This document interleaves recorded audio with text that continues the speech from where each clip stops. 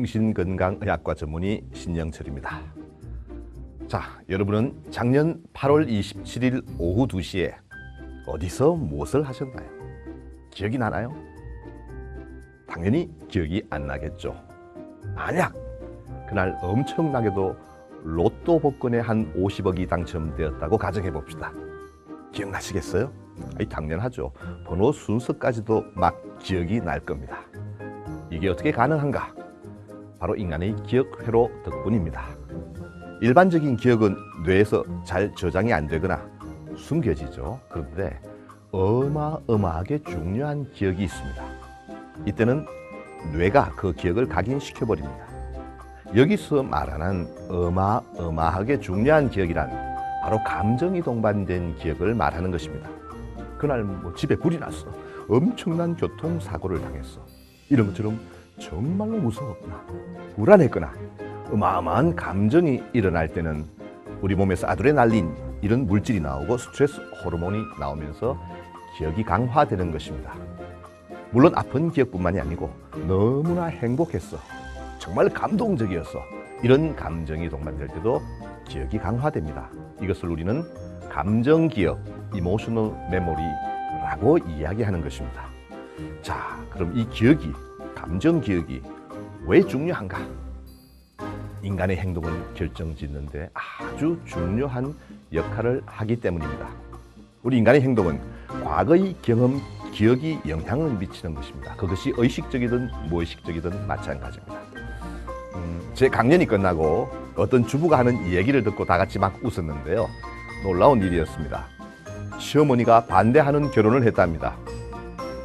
얼마나 마음이 아팠겠어요? 다행히 결혼을 했어요. 그리고 이제 남편을 출근시키고 시어머니하고 둘이 밥을 먹게 되었는데 이런저런 이야기를 하다가 시어머니가 한마디를 툭 던졌는데 며느리 가슴에 아주 대못을 박아버렸습니다. 너무나 아픈 이야기였습니다. 아마 친정 이야기였던가 봅니다. 그 얘기를 듣고 나오는데요, 그렇게 눈물이 나더랍니다.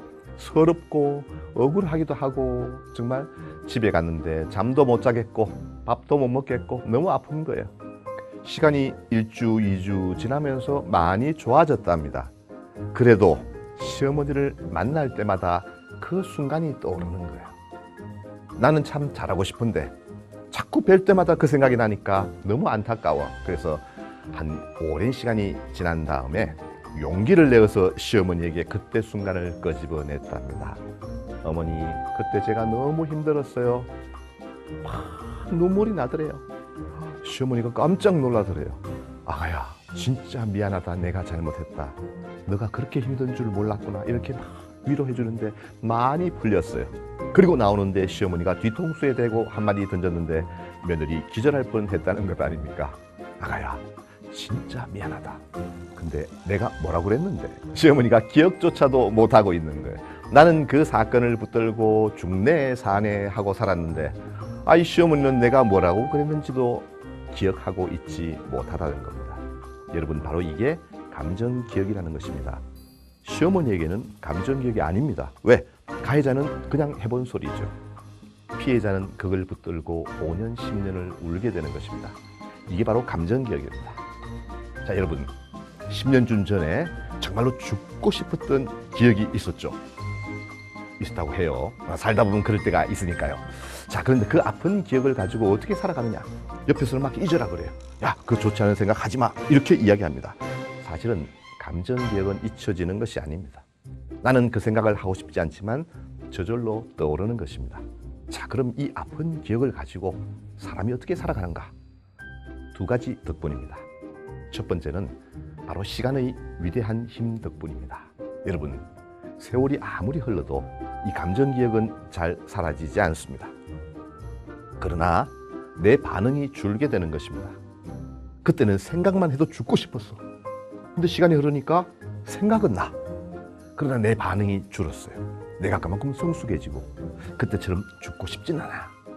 이런 기억의 힘으로 살아가는 것입니다. 자, 시간보다 더 위대한 힘이 있습니다. 그것이 바로 긍정적인 감정 기억이라는 것입니다. 저는 잘난 체하고 떠들고 다니지만 저도 평범한 청년 시절을 보냈습니다. 세상에 불만도 많고 짜증도 많고 열등감도 많은 그런 청년이었습니다. 그런 청년을 그래도 지금의 나로 만들어준 수많은 기억들이 있습니다. 생각하면씩 웃게 되는 그런 기억들인데요. 지치고 힘들고 넘어지고 좌절하다가도 그 기억이 떠오르는 제가 이뤘어야 합니다. 저는 정신과 의사로서 제 스승님을 잊을 수가 없습니다. 정신과 의사가 되었어요. 사실 저는 의과대학 다닐 때 공부를 별로 안 했습니다. 소위 말하는 농땡이였습니다. 왜? 체질이 잘 맞지 않았습니다. 이 문과 체질인데 이과 공부를 하려니까 머리가 터질 것 같았습니다. 그래서 대충 공부했습니다. 뭐 그냥 적당한 의사로 살면 되지. 그리고 정신과에 들어왔는데 이 스승이 위대한 정신과 의사였습니다. 여러분 아마 이름을 들으시면 알 수 있는 이시영 박사라는 분이셨는데요. 하도 유명해서 전국에서 편지가 왔습니다. 선생님, TV에서 뵀는데 인자하게 생기셨어요. 돈 좀 빌려주세요. 정말 이런 편지가 옵니다. 전국에서 편지가 왔는데 어느 날 제가 정신과에 들어와서 수련받기 시작한 지 6개월쯤 되었을 때 이 박사님이 나를 부르세요. 닥터신 외래로 좀 와라. 내려가니까 편지를 한 장 톡 주시면서 답장을 써오라는 겁니다. 큰일 났습니다. 저는 아는 게 하나도 없는데 이 박사님이 보겠다는 뜻이었습니다. 너무 충격적이었죠. 나와서 보는데요. 밤에 그 편지를 본 때 정말 눈물이 났습니다. 어떤 어머니가 보낸 편지인데 딸이 대학 시험에 떨어지고 울고 있다는 것입니다. 너무 안타까운 것이 이 딸을 낳고 남편이 돌아가셨어요. 굳은 일을 하면서 딸을 키웠는데 돈이 들지 않는 대학 시험을 쳤는데 떨어졌다는 거예요. 아이가 울고 있는데 엄마가 너무 아프대요. 왜? 학원을 보내줄 형편은 안 됐대요. 참고서도 넉넉히 못 사줬대요. 그런데 이 좋은 딸이 엄마 걱정하지 마. 친구들하고 같이 보면 돼. 이렇게 엄마를 위로해주던 딸이었다는 거예요. 그 딸이 울고 있는데 엄마가 해줄 수 있는 게 아무것도 없어요. 박사님 너무 마음이 아파요. 엄마의 인생에 담겨있는 정말 장문의 편지였습니다. 하늘이 깜깜해졌습니다. 아침까지 답장을 써야 되는데 아는 게 있어야죠. 그래서 제가 똑똑한 사람 아닙니까? 이시영 박사님의 책을 읽으면 되겠다. 이 생각에 불현듯이 듭니다. 그래서 밤새도록 책을 읽었어요. 아침이 탁 왔는데요. 완벽하게 이시영의 빙의가 일어났어요. 내 머릿속에 이시영의 글로 가득 찬 거예요. 어머니 절대 걱정하지 마시라. 이 아이가 잘못될 수 없다. 그저 따뜻하게 바라보고 손만 잡아주시라. 구구절절히 편지를 썼습니다. 그리고 마지막에 스승에게 온 편지니까 이시형 이렇게 하고 신영철 드림 이래서 다음날 아침에 탁 갖다 드렸는데요. 제가 그 순간을 평생 잊지 못합니다. 한참을 보시더니만 박사님이 고개를 탁 들고 저를 보시더라고요. 그때 그가 보여줬던 눈빛과 표정을 제가 잊지 않습니다. 닥터신, 네 이름 지워라. 이 세계적인 대가가, 세계적인 왕초보가 쓰은 글을 다 보시더니만 네 이름 빼고 내 이름으로 보내거라 그러시는 거예요. 제 평생 가장 큰 칭찬 가운데 하나였습니다. 제가 그 방을 나온 뒤로는 나이 스승이 시키면 밤을 새워서 일을 했습니다. 목숨을 걸고 공부했죠. 단 한 번도 정신과 의사가 된 것을 후회해 본 적이 없습니다.